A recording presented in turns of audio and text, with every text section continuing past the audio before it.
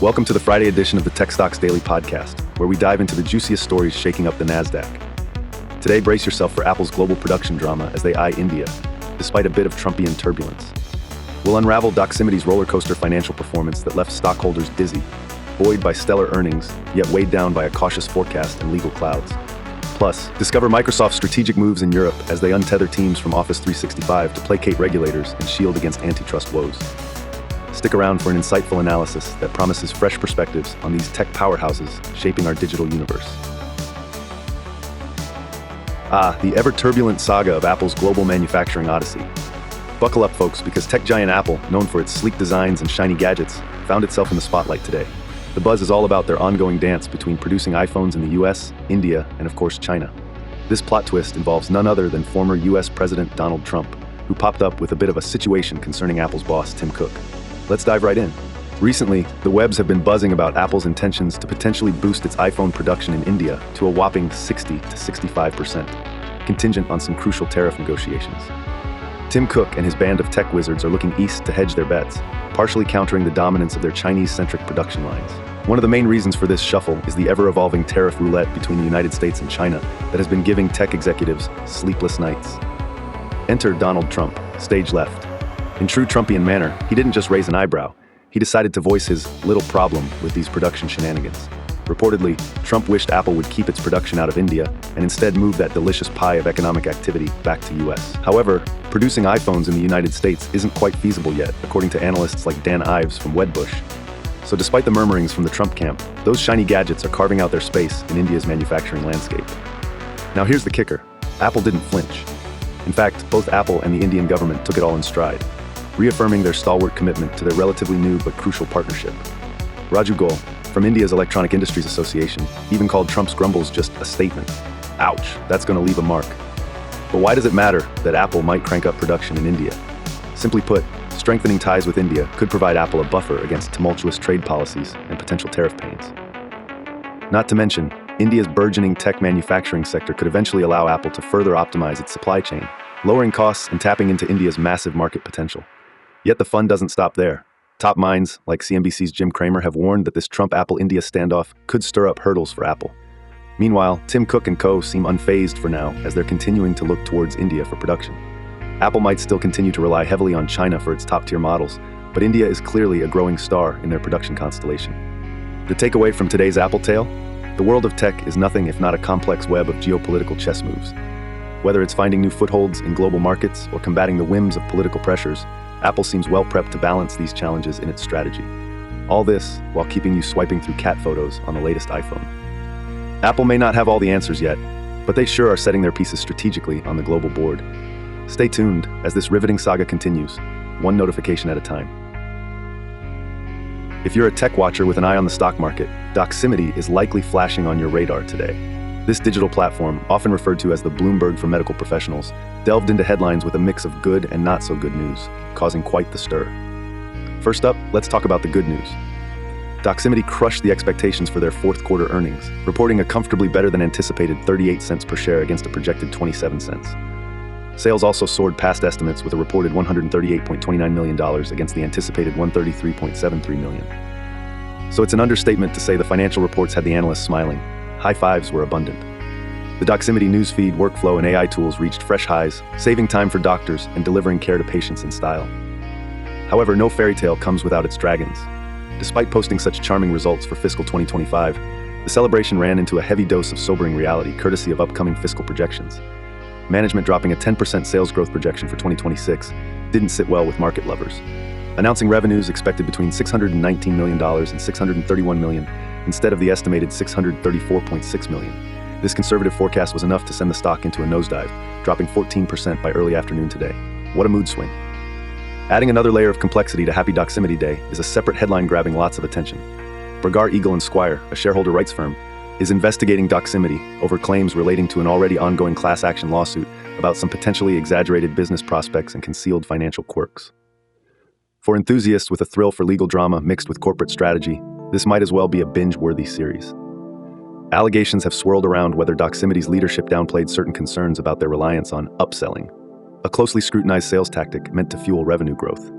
The news that revenue growth was masked by accelerated revenue recognition only added fuel to the fire, igniting concerns and investigations even more. So, is the glass half full or half empty?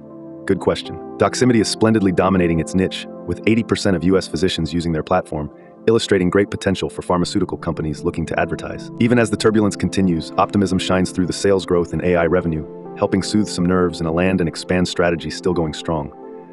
But today serves as a clear call-out on tech's shared battlefield.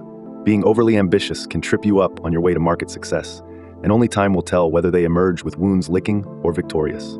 Stay tuned. Hey tech enthusiasts, buckle up because today's tech news spotlight is shining directly on Microsoft, and there's plenty to digest. Whether you're sporting your developer hat or you're just enjoying a Teams video call from home, Microsoft is influencing how you work and play.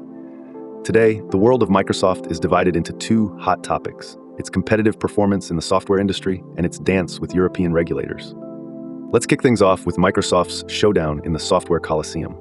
Microsoft has always been the titan on the block, and a recent analysis puts some key financial metrics front and center. Interestingly, the analysis reveals that Microsoft stocks might be undervalued. Their price-to-earnings and price-to-book ratios suggest investors could be in for some tasty financial growth. On the flip side, its high price-to-sales ratio hints at a level of overvaluation. But don't grab that free giveaway Microsoft Cup just yet.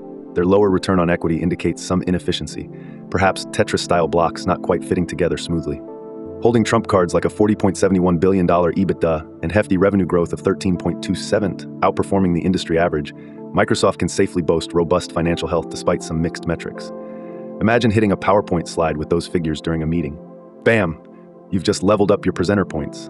And now, let's switch gears because Microsoft's European saga could probably fill a Netflix docuseries. Microsoft is strategically taking apart the tangled web that ties its Office 365 suite with the Teams app to placate agitated European regulators. The European Commission has raised eyebrows ever since Slack lobbed a legal bowling ball Microsoft's way in 2020, accusing the tech giant of using its domineering market position a bit too aggressively. In a bid to be BFFs with European authorities, Microsoft says it'll untangle Teams from its productivity suite. Imagine playing Operation, but with software components. For European customers, this means Office 365 without Teams at a reduced price. And they're gifting Teams rivals with interoperability boosts. Think of it as inviting them to the dance floor, but without stepping on toes. It's Microsoft's effort to wave goodbye to the EU complaint and dodge the ticking time bomb of an antitrust fine. Complete with declarations of fair play and choice, Microsoft's play here looks like a pretty smart gambit to maintain its position while dancing through regulatory red tape. But enough about what we think. We want to hear from you. How do you view Microsoft's financial metrics against its rivals? Do you think their proposal to untether Teams is a savvy move or merely a band-aid on a bullet wound? Swap stories, opinions, or drop your wisdom in the comments below.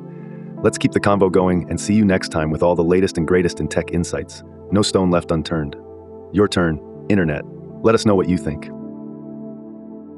Let's focus on Apple today as the ongoing developments concerning their production strategy are really stirring the pot. So would I buy, hold, or sell AAPL given the current situation? Here's the scoop. Buy.